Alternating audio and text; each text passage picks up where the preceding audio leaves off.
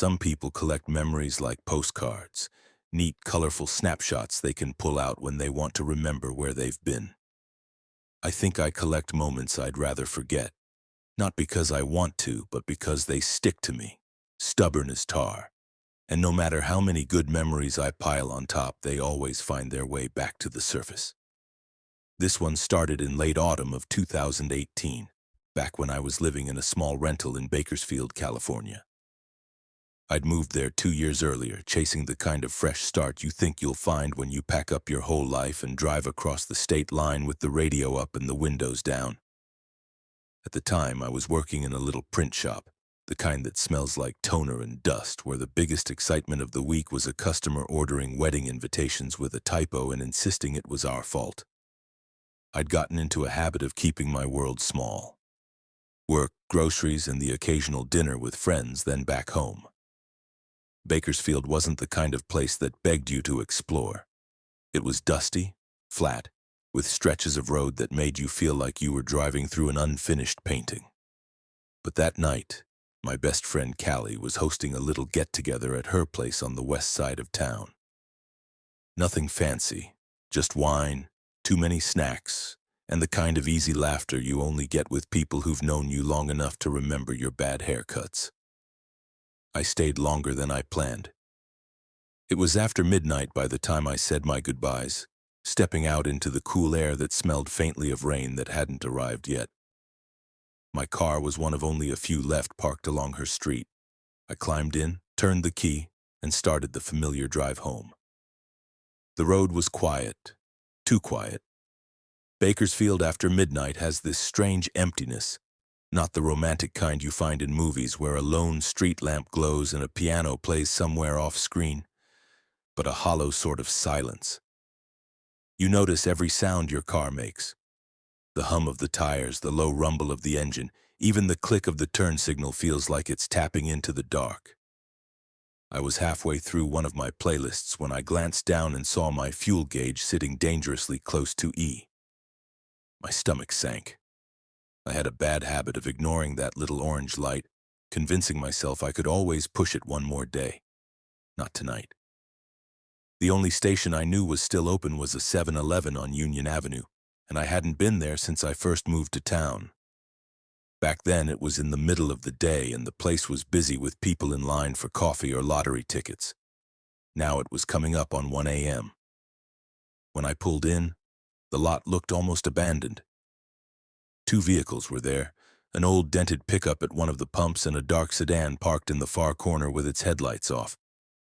The 7-Eleven sign above flickered like it was struggling to stay awake, buzzing in that insect-like way fluorescent lights do. It's strange the way you can feel the air in certain places. This air felt heavy, stale, like the quiet wasn't just quiet. It was waiting for something. I pulled up to a pump and got out, wrapping my arms a little tighter around myself against the cold. Somewhere in the distance, a truck rattled down the highway. The night smelled faintly of gasoline in that burnt coffee scent convenience stores always seem to have. That's when I saw him. He was standing at the far pump, shoulders hunched, hands shoved deep into the pockets of a torn denim jacket. Even from where I was, I could tell he'd been drinking, or something stronger. His stance swayed just enough to make the whole scene feel unstable. He caught me looking. Slowly, he started walking toward me. "You got a cigarette?" His voice was low, raspy like gravel in a tin can. "Sorry, don't smoke," I said, forcing my eyes to stay on the gas pump display, pretending to focus on the numbers. He didn't leave. He just stood there, staring like he was waiting for me to say more. The space between us wasn't large, but it felt like he was leaning into it. Then he muttered something under his breath. Too quiet to make out, but the tone was wrong. Not just muttering, arguing, and not with me. Suddenly, he turned and slammed his fist into the side of his own gas pump. The metallic clang echoed across the empty lot. I felt the sound in my teeth. I kept my voice calm. "You okay?" No answer. Just another mutter, faster now, like his words were tripping over each other. Then he walked toward the little strip of gravel landscaping near the store. I watched, heart thudding, as he crouched and picked up a rock. The first rock hit the ground near my feet. I froze. The second hit my car door with a dull, heavy thunk. "Hey, stop!" I shouted before I could think better of it. He didn't even look up. Another rock, this one smaller, bounced off the pump. Out of the corner of my eye, I noticed movement in the idling car in the corner. The windows were tinted too dark to see clearly, but the faint shift of a silhouette made my stomach twist. That was enough for me. I yanked the nozzle from my car, spilling a few drops of gas onto my shoes. The sharp smell hit me as I shoved it back onto the pump, heart hammering. I climbed into the driver's seat and locked the doors with a quick slam of the button. He was walking toward me now, not rushing, just steady, like he had all the time in the world. In his hand, another rock. For a second, I thought he was going to throw it through my window. The image flashed in my mind so vividly that my muscles tensed, ready to duck. Instead, he stopped a few feet away, tilted his head, and grinned. A wide, uneven grin that didn't reach his eyes. I didn't wait to see what came next. I put the car in drive and floored it. As I pulled out of the lot, I caught a glimpse in the rearview mirror. The man was still standing there, watching me go. The sedan in the corner. Its headlights flicked on. I didn't stick around to find out if it was following me. My hands gripped the wheel so tightly my knuckles ached. The streets were empty, but every shadow felt like it could hide something. I drove fast, taking turns I didn't need to, just to break the line of sight.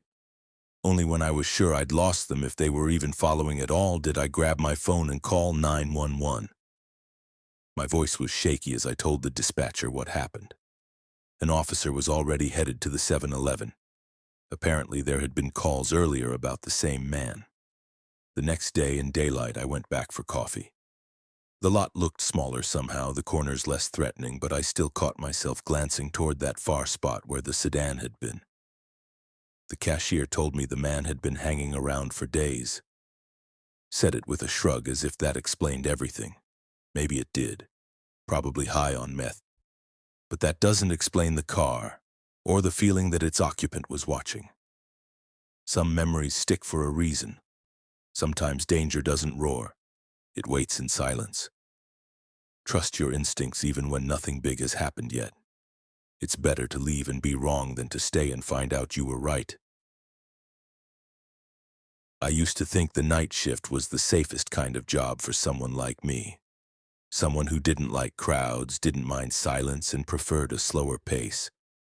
You know, the kind of person who thrives on structure and control. That's why when I was 26, working part-time at a 7-Eleven in Clearwater, Florida, I thought I'd found the perfect setup. A little extra pay for the overnight hours, long stretches of quiet where I could study for my criminal justice degree between customers, and a predictable routine. The store was on Gulf to Bay Boulevard, not exactly in the heart of downtown, but busy enough during the day with people heading to the beaches or rushing to work. At night, though, the world shrank. The traffic lights blinked in endless patterns for cars that never came.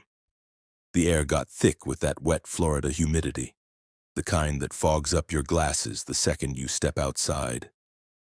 That night in late February 2021 started like any other. I came in just before 11 p.m., relieved the evening cashier, and went through my checklist, restocked the chips, wiped down the coffee station, filled the cooler with sodas and water. The usual rhythm. The customers trickled in. A rideshare driver grabbing an energy drink, a guy in paint-splattered jeans buying 2 scratch-offs, and one older woman who spent 5 minutes debating gum flavors before settling on spearmint. By midnight, I was alone. The hum of the coolers became a kind of white noise, steady and hypnotic. The fluorescent lights gave everything that slightly washed-out look, like a world half awake. I sat behind the counter reading through case studies for one of my online classes. I remember thinking how peaceful it felt, how normal. I didn't know that within 2 hours I'd be crouched behind that same counter, whispering to a dispatcher while someone with a knife walked the aisles.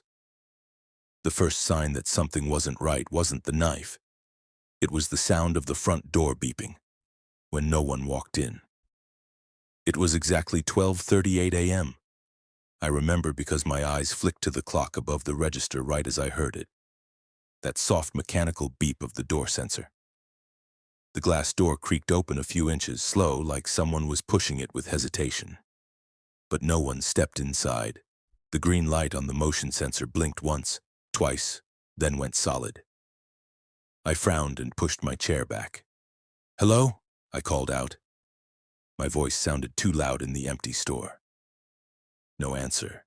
I stepped out from behind the counter, my shoes squeaking slightly on the clean tile, and scanned the parking lot through the front windows. The only vehicle in sight was a silver sedan parked by the far pump, empty. Or at least it looked empty from where I stood. The mist in the air made the streetlights look like fuzzy orbs hanging over the asphalt. Probably the wind, I told myself, or maybe the sensor was glitching again. I'd seen it happen before. Door magnets lose calibration, Florida humidity messes with everything. I closed the door fully, felt the latch click, and went back to wiping the counter. 10 minutes passed. Nothing. The store returned to its sleepy hum. I poured myself a cup of coffee even though I knew it would taste like burnt water, and returned to my notes. Then came the thump. It came from the back of the building, sharp, heavy, like someone had smacked the metal door with an open palm. I froze. The only deliveries we got at night were for newspapers, and that wasn't until 4 a.m. I leaned down and switched on the small black and white monitor for the rear security camera. And there he was. A man in a dark hoodie, head down so I couldn't see his face, standing perfectly still at the rear door. His hands were on the handle, like he was testing it. And then it hit me. I'd seen him before, around 11:15 p.m. Just over an hour earlier, he'd come in for a bottle of water. Didn't say much, didn't smile, just stared a second too long when I handed him his change. And not at me exactly, but at the stockroom door behind me. Now he was back there, outside, like he'd been circling. My pulse jumped. I grabbed the store phone and dialed 911 with fingers that didn't feel like they belonged to me. 7-Eleven on Gulf to Bay, I whispered when the dispatcher answered. Back door. Someone's trying to get in. I'm alone. She kept me talking, her voice calm, controlled, like she'd done this 100 times. She asked for a description, told me to stay where I was. I rattled off everything I could remember. Hoodie, maybe 5'10", light build, dark pants. But before I could finish, the monitor flickered. One moment he was there, the next, the camera feed went static. Then empty. My heart started pounding so hard I could hear it. I turned my head toward the store's front just in time to hear the door beep again. Loud, clear. This time followed by the jangle of the bell. The door didn't creep open slowly, it slammed open. Hard enough to make the bell smack against the glass. He was inside. He moved fast, long strides, purposeful, not even looking at me, just heading straight for the back. "Hey! You can't go back there," I called out, my voice cracking halfway through. No reaction. He was already halfway down the aisle, his hoodie swaying as he moved. I thought about the baseball bat we kept under the counter, but I didn't trust my hands to stay steady enough to hold it. So I kept the phone to my ear, whispering to the dispatcher, "He's inside now. He's moving toward the stockroom." The aisles went silent after he disappeared into the back. I strained to hear anything over the humming refrigerators. For a few seconds, nothing. Then, faintly, came the sound of muttering. Fast, low, jumbled, words tripping over each other like his mouth couldn't keep up with his thoughts. Then a metallic scrape, like something heavy was being dragged across the floor. My breath caught. The dispatcher told me officers were minutes away, but every second felt stretched thin. The sound stopped, replaced by silence so dense it hurt. Then, sirens. Red and blue lights flashed through the windows before I even saw the cruisers pull in. 2 officers rushed inside, weapons drawn, their voices cutting through the static hum. I stayed behind the counter, my knees locked as they vanished into the back room. Muffled shouting, a crash. Then it was over. When they brought him out, he was barefoot, his hoodie half torn off, eyes glassy, but not unfocused. He wasn't drunk, wasn't high, just wrong. They'd found him crouched in the far corner of the stockroom, gripping a kitchen knife from one of the open supply boxes. He lunged once, but they took him down fast, pinning him, pulling the blade away. When it was done, one of the officers came to the counter, his voice low but steady. "He wasn't on anything," he said. "No alcohol, no drugs." Clear as day, that somehow made my skin crawl even more. No chemical haze to blame, just intent. I closed early that night, locking the doors and sitting in my car with the engine running. My hands were trembling so hard I could see them shake against the steering wheel. The moment that stuck with me the most wasn't the knife, or even the way he moved through the store like he belonged there. It was that first time the door beeped, when nothing was there. Because part of me still wonders if, in that moment, he was there. Just out of sight, already inside, waiting for the right time to come out. I didn't go back to that 7-Eleven after that. I quit 2 days later. Sometimes when I stop for gas late at night, I still catch myself watching the door sensor out of habit, waiting for that beep with no one behind it. You learn something working the night shift, something no safety manual tells you. Danger doesn't always burst through the door. Sometimes it just waits quietly, testing the latch to see how long it'll take before you stop paying attention. Knoxville isn't the kind of place you think about when you picture danger. It's the kind of city where everyone seems to know someone's cousin, where the air smells like barbecue smoke in summer and wood smoke in winter. But night changes a place. It stretches it, warps it, until even familiar corners look strange. I used to work the graveyard shift at a 7-Eleven just off Kingston Pike. It wasn't a bad job, all things considered. I was 23, between community college classes and bills that didn't wait for paychecks. Nights were quiet most of the time. I liked it that way. There was something comforting about the hum of the coolers and the flicker of the neon signs, like the world had slowed down just enough for me to breathe. The store sat right next to an old bus stop and across from a rundown motel. The kind of place where curtains stayed drawn all day and no one used their real names.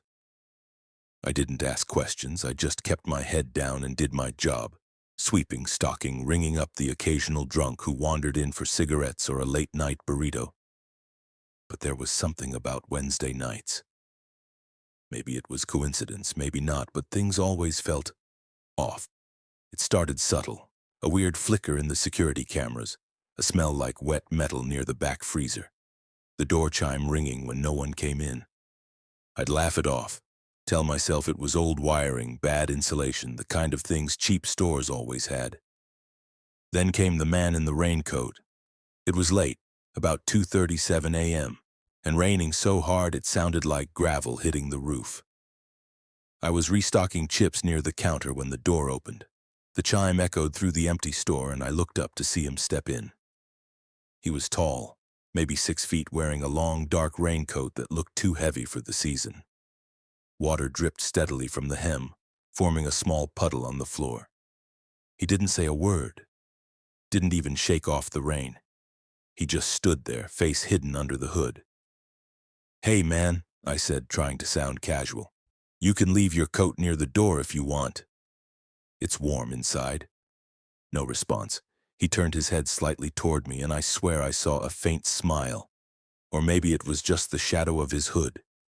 Then he started walking down the aisle, slow and deliberate. Each footstep left a wet imprint on the tile. I kept an eye on him from behind the counter. My gut told me something wasn't right. He wasn't shopping. He wasn't browsing. He was observing. His hand trailed lightly across the shelves, fingertips brushing the items but never picking anything up. Finally, he stopped near the drink coolers at the back. Just stood there, staring into the glass like he was waiting for something inside to move. "Sir," I called out, "we close in a few hours. You need help finding something?" He didn't move, didn't even flinch. That's when the power flickered. Not just a quick blink, a full-on blackout. The store plunged into darkness for about 3 seconds before the emergency lights kicked in, casting everything in a sickly red glow. When the lights came back, he was gone. Not gone like out of sight. Gone as in the puddle by the door was still there, but there were no wet footprints leading out. Nothing, like he'd evaporated. I checked the security feed. Every camera showed static at the exact same moment, except one, the one facing the counter. For a single frame before the power cut, I saw him standing right behind me. I didn't sleep that day. Didn't go back to the store for 2 shifts after that. My manager, Greg, thought I was being paranoid. "Storms mess with the wiring all the time," he said. "You've been watching too many horror flicks." But when I came back, Greg wasn't there.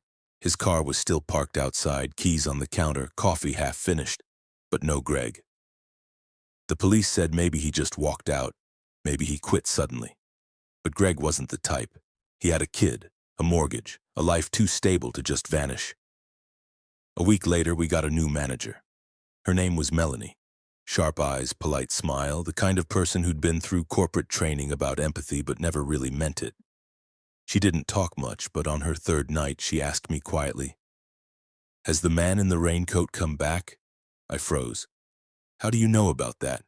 She smiled, small and uneasy. "Because he was here again last night." She told me she'd seen him standing outside the glass doors just before closing. Motionless, hands at his sides, face hidden. She turned away for a second to grab the keys, and when she looked back, he was gone. That was when I started noticing the smell again. That same wet metal stench like rainwater mixed with blood and rust. It always came before something strange happened. Lights flickering, the sound of footsteps in the back storage room, the freezer door swinging open on its own. One night I brought my phone and started recording, just to prove to myself I wasn't imagining it. The video's still on my phone. You can hear me talking softly to the camera. Nothing weird yet. 2:18 a.m. Then faintly from the back of the store, a voice. It's hard to describe, but it wasn't quite human, like someone whispering through a mouthful of water.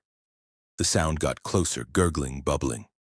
The freezer door creaked open on its own, and through the reflection in the glass, you can see a dark silhouette. Tall, raincoat dripping, head slightly tilted. I ran, left everything, my phone still recording, register drawer open, my name tag on the floor. I didn't go back for weeks. When I finally did, out of morbid curiosity, the 7-Eleven was closed, boarded up. A faded "for lease" sign fluttered in the wind. I called Melanie, but her number was disconnected. Greg's number, too. A guy from the motel across the street said he'd seen someone walking through the parking lot around 3 a.m. a few nights before. Looked like a homeless guy in a long coat, he said. He stood out front for a while, then went around back. Didn't see him again. Sometimes when it rains, I still dream about that night, about the reflection in the freezer door. And in the dream, I always wake up just before he turns around. There are parts of the Midwest that feel endless. Long stretches of road where the horizon looks like it's been drawn with a ruler. Gas stations glowing like tiny islands in a black sea. Omaha, Nebraska is one of those places. Quiet, polite, and deceptively ordinary. I moved there in 2019 after a messy breakup and a job transfer that felt more like an escape than an opportunity. I rented a small apartment on the south side, not far from a 7-Eleven that became my second home. Late-night coffee, a pack of gum, something to keep me company on sleepless nights. I thought I knew every corner of that store. The squeaky door chime, the weird hum in the slush machine, even the way the air conditioner rattled like it was shivering. But the night I met her, everything about that place changed. It was a Friday night in late November, cold with the sky so dark it felt heavy. I'd just finished a double shift and was running on fumes, the kind of exhaustion that makes the world tilt a little. I stopped by the 7-Eleven around 1:30 a.m. to grab an energy drink before the drive home. The lot was empty except for one other car, a pale blue sedan idling near the dumpster. The driver's side door was open, but no one was inside. I remember thinking maybe someone was throwing out trash or taking a smoke break. Inside, the store was unusually quiet. No music, no chatter from the clerk. Just the low electric hum of the lights. "Hey, Tony," I said automatically as I walked in. Tony was the overnight clerk, an older guy with thick glasses and a permanent scowl that somehow still managed to be friendly. But tonight he wasn't behind the counter. The store was empty. "Tony?"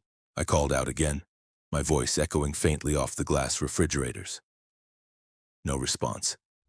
I shrugged it off and wandered toward the back coolers, the ones near the energy drinks. As I reached for a can, I noticed something strange in the reflection of the glass. A flash of red, like fabric. I turned around. A woman stood at the end of the aisle. She was wearing a red hoodie pulled up so low over her face that I couldn't see her eyes. Her hands were in the pocket, her posture stiff like she was holding something under the fabric. "Oh, sorry," I said, forcing a small laugh. "Didn't mean to get in your way." She didn't move, didn't say a word, just stood there. At first I thought maybe she was high or in trouble, but then she tilted her head slightly to one side, a slow, deliberate motion like a curious animal studying prey. My stomach dropped. I turned back to the cooler, pretending to grab another drink just to break the tension. When I turned back around, she was gone. Not gone like she'd walked away, just gone. No sound of footsteps, no glimpse of red in the aisles. That's when I noticed something else. One of the cooler doors, the one she'd been standing near, was cracked open. The air spilling out was freezing, sharp enough to make my eyes water. And on the glass was a faint handprint, small, pale, and wet, like condensation had formed around it. I backed away slowly, scanning the aisles. "Tony?" I called out again, louder this time. "Hey man, someone's messing around in here." Still no answer. The back door, the one leading to the storage room, was slightly ajar, a sliver of yellow light cutting across the floor. I hesitated, then stepped closer, pushing it open with my foot. The storage room was small, just a desk, some boxes, and a door leading to the alley. The door was open too, rain blowing in, puddling on the tile. And there, by the dumpster, was the blue sedan. Its engine still running, driver's door still open. I stepped outside, the cold air biting my face. "Hello?" I called out. There was movement behind the dumpster on a flash of red fabric. "Ma'am, are you okay?" No answer. Just a faint sound like soft breathing or crying. I took a step closer. "Do you need help?" "I can call someone." That's when I saw Tony. He was lying on the ground behind the dumpster, eyes wide open, his skin pale as wax. There was no blood, no visible wound, just that look on his face, the kind of fear that doesn't fade even in death. And standing beside him, half hidden by the dumpster, was the woman in red. She wasn't crying, she was smiling. Her hoodie was soaked through, her face ghostly white beneath the dripping fabric. Her lips moved, slowly, soundlessly, forming words I couldn't hear. Then she raised one hand and pointed directly at me. I ran. I don't remember getting to my car. I just remember slamming the door, locking it, and tearing out of that parking lot like the devil himself was behind me. I didn't look back. When I called the police, my voice was shaking so hard they had to ask me to repeat my name twice. They said they'd send someone immediately. By the time they got there, Tony's body was gone. The alley was empty. No blood, no sign of a struggle. The blue sedan was still running, door open, radio static humming quietly. The cops didn't believe me. Not really. They wrote it off as exhaustion, stress, maybe even a hallucination brought on by too much caffeine. But here's the thing. I know what I saw. A week later, the 7-Eleven shut down for renovations. New owners, new staff, fresh paint. Everything looked normal again, except for one detail. Every time I drive past that store, I can still see her. A faint red reflection in the glass doors, standing just inside, watching. And if you look closely enough, you'll see it too. The wet handprint, pressed against the inside of the cooler, still there. I never used to believe in bad luck. Back then, I thought bad things happened for a reason. Wrong place, wrong time, wrong person. But that was before I worked the overnight shift at the 7-Eleven on North Lamar Boulevard in Austin, Texas. If you drive past it now, it looks ordinary, clean, remodeled, the kind of place where college kids stop for snacks after a concert. But 5 years ago, it was a different story. The floor tiles were cracked, the Slurpee machine wheezed like a dying animal, and the freezer in the back made this low humming noise that you could feel in your bones. That hum is where it all started. It was the summer of 2020, the height of those long, restless nights when everyone in the city seemed either half awake or half crazy. I'd taken the job because I needed the money. Simple as that. My roommate had bailed on rent, and I was desperate. The pay wasn't much, but the manager promised the night shifts were quiet. For the first few weeks, that was true. A few late-night drunks, some college kids, a couple of truckers on their way through town. Nothing I couldn't handle. Then one night around 3 a.m., the freezer started humming louder than usual. Not the normal mechanical kind of noise. This was different. It had a rhythm like breathing, long, uneven, almost human. I walked back to check it out, half expecting to find a busted fan. But when I opened the door, the air hit me like a wall. Cold and wet, so heavy it stung my lungs. I stood there for a second, squinting through the frost. The boxes were stacked neatly. Nothing out of place. But there was a sound, a faint whisper. At first I thought it was just the fan echoing weirdly. But then I heard it again. A voice, low, shaky, and close. "Don't close it." I froze. My hand was still on the freezer handle. The whisper came again, clearer this time. "Don't close it." I slammed the door and backed away, my heart thudding so hard it felt like it was shaking the floor. I stood there for a full minute listening. Nothing but that steady hum again. When I finally went back to the counter, I noticed something strange on the security monitor. The freezer camera was flickering. Every few seconds it showed static, and in between the static there was a shape, someone standing inside. The next night I told my coworker Darius about it. He laughed at first, said I'd been watching too many ghost stories on YouTube. But halfway through the shift, the same thing happened again. The hum, the flicker. "Hey, go check it," I said. Darius rolled his eyes, grabbed his phone, and strutted to the back. I watched on the monitor as he opened the freezer door, stepped in, and shined his phone flashlight around. Then, static. When the feed came back, Darius was gone. I ran back there, yelling his name, but the freezer was empty, just boxes. And that whisper again. "Don't close it." I swear on my life. I saw breath fogging the air inside the freezer even though no one was there. Darius was missing for 6 hours. When the cops found him, he was sitting in his car 3 blocks away, engine running, door open.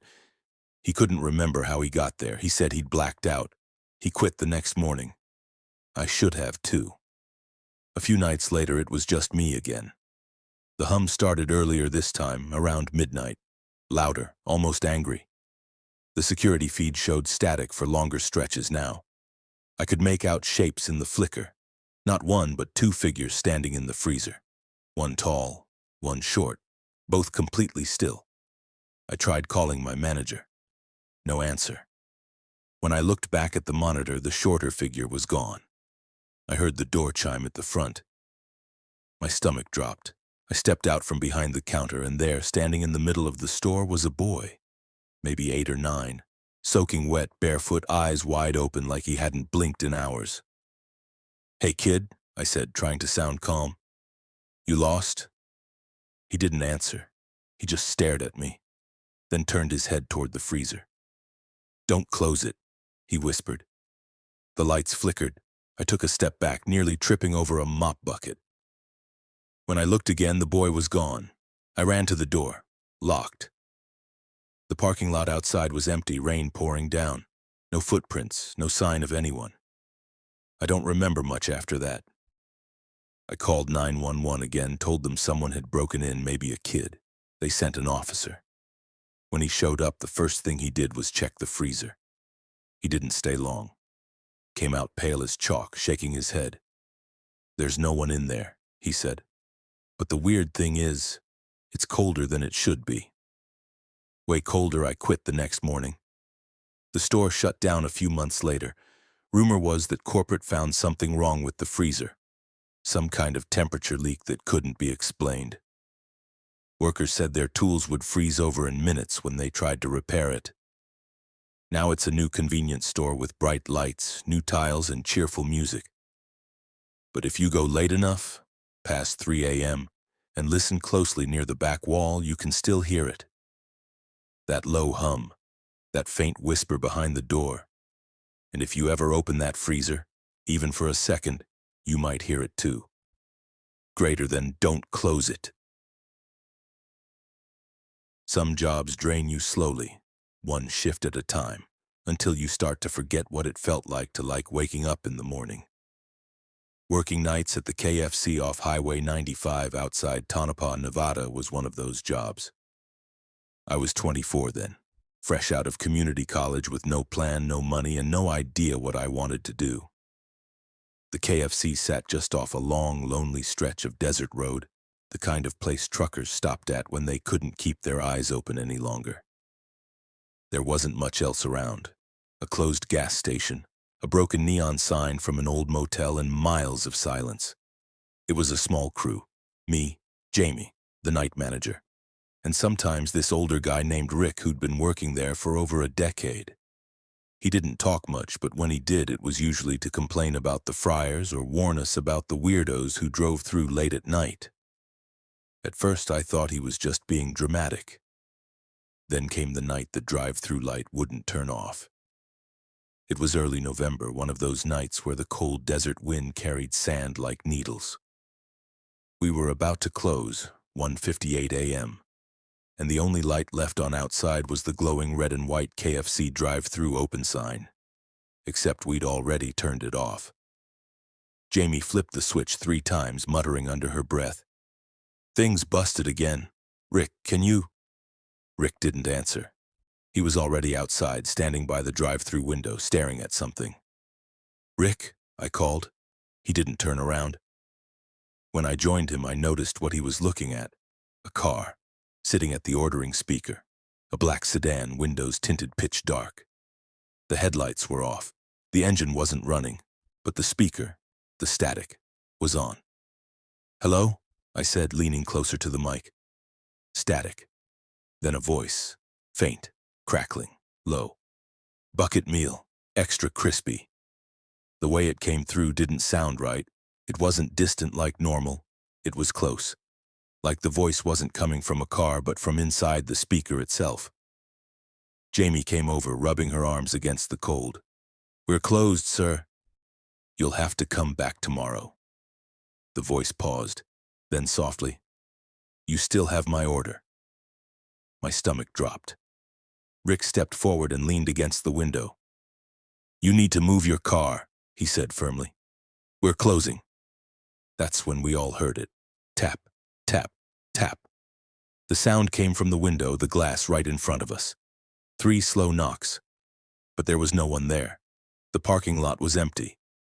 The sedan hadn't moved. Jamie's face went pale. "Did you?"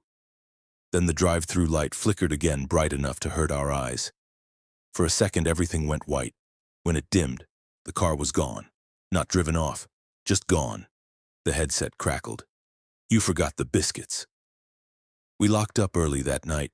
Jamie filed an incident report for equipment malfunction. Rick didn't say a word, but when I left, I noticed him standing out by the dumpster, looking toward the back lot where the headlights had been. The next night, the light was off when we got there. I remember feeling relieved, silly even, thinking maybe it was all just some wiring glitch. But around 12:30, the light flicked back on again by itself, and the intercom clicked. This time I didn't answer. Rick did. He picked up the headset, pressed the button, and said, "Not tonight."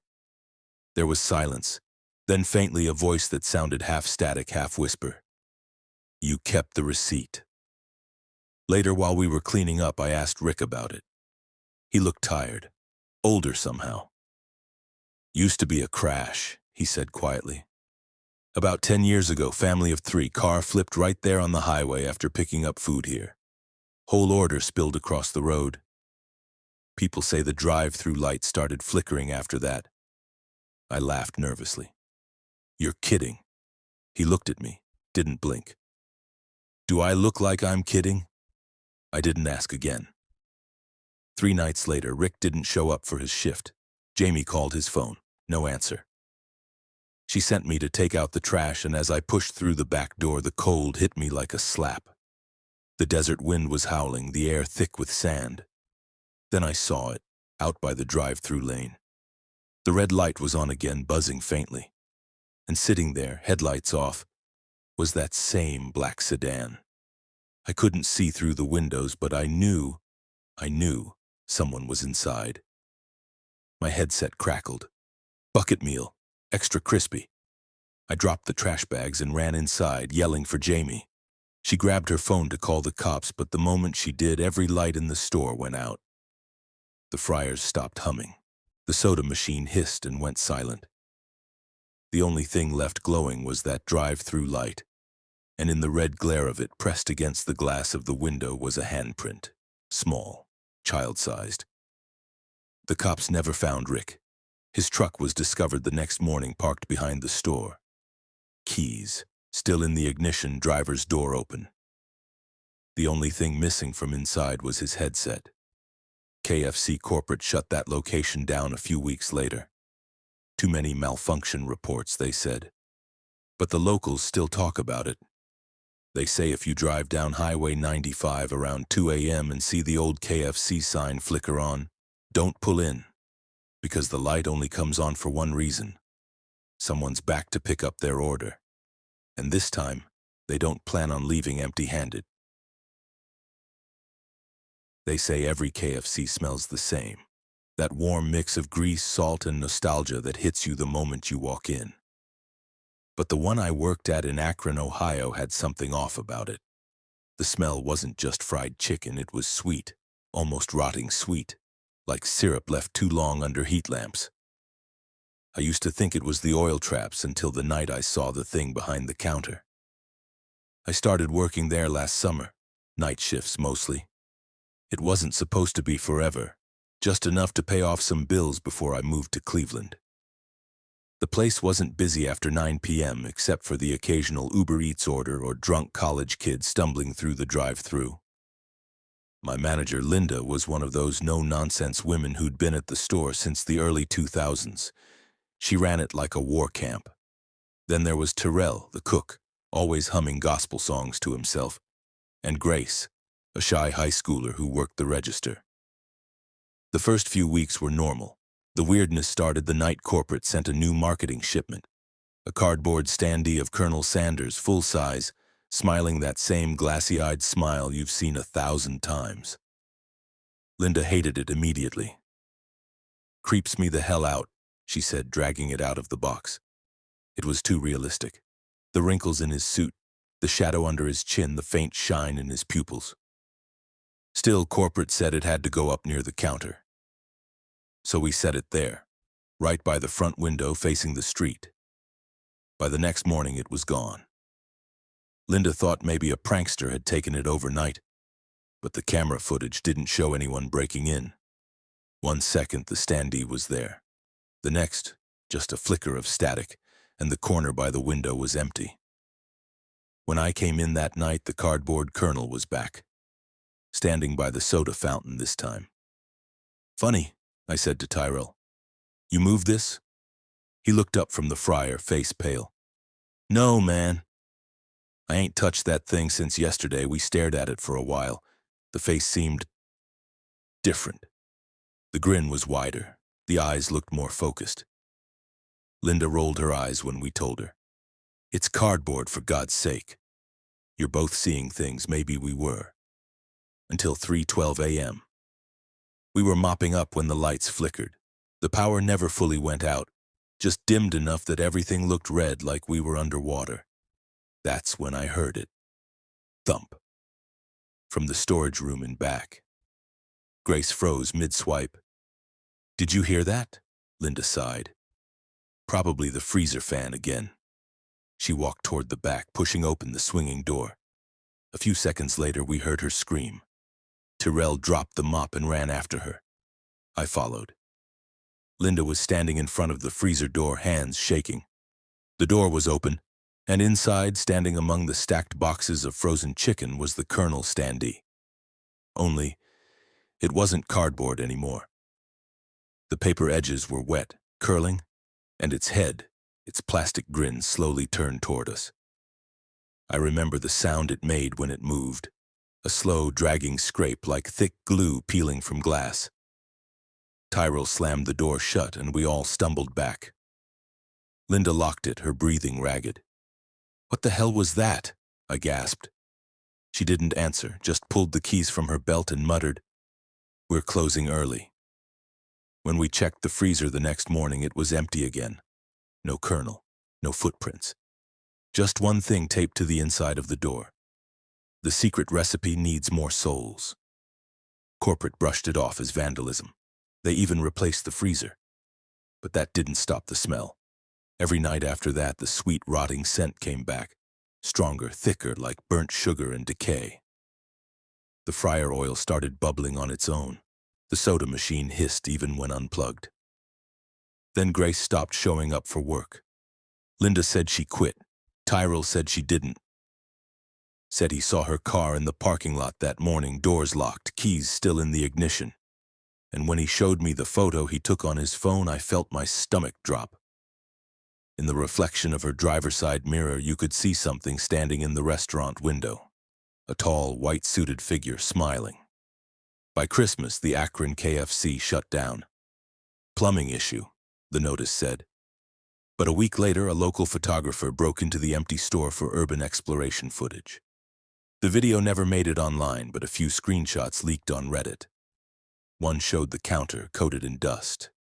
Another, the freezer door, still chained shut. And in the last one, faintly visible behind the register, was the Colonel's standee.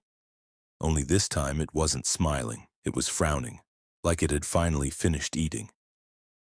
If you ever drive through Akron and pass that boarded-up KFC near the highway, don't look in through the window, because sometimes when headlights hit the glass just right, you can see a white suit standing there, waiting, and if you look long enough, it smiles back.